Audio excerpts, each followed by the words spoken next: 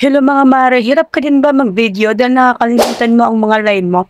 Nabubulol ka ba dahil di mo maalala ang mga sasabihin mo? Pwes, ang video na ito ay para sa'yo. Kaya naman, panoorin mo ito hanggang dulo.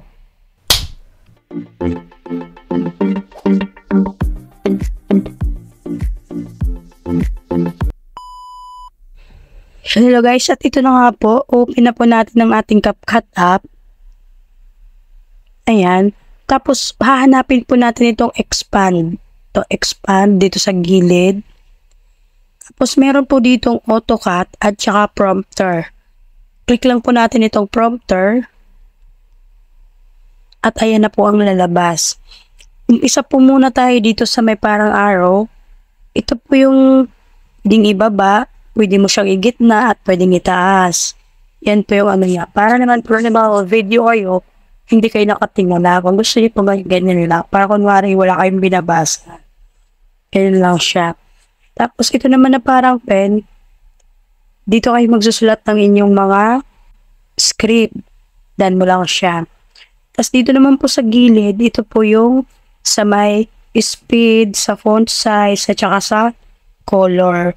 So, umpisa natin dito sa speed. Pwede mo po siyang ipaganyan fast. Ako dito lang ako sa 54. Tapos ito naman sa font size, pwedeng ganyan, pwedeng ganyan. Pero dito lang din ako sa gitna. Ganyan. Tapos dito naman sa color niya, pwedeng white, gray, black, to yellow, light green. Ganyan. Nasa sa inyo na po yan, Tapos mga mare, pag may i-fix din dito, ito din may mga ano din po kung 3 minutes, 60 seconds, o 15 seconds.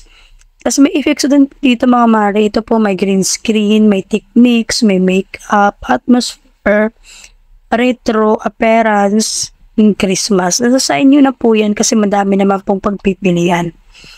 Tapos meron po dito filter. Kung gusto nyo naman po medyo presentable po tayo sa video, meron po dito katulad nito, light and green, ganyan. Tapos meron Oshima, ganyan siya, spring, clear, ganyan. Nasa sa inyo na mga maring wala pang pagpipilian ninyo. Ako ito ang preferred ko, Oshima Cherry. Ganyan lang po. At balik po tayo dito. Para po asa po kayo, halimbawa, ganito po yan.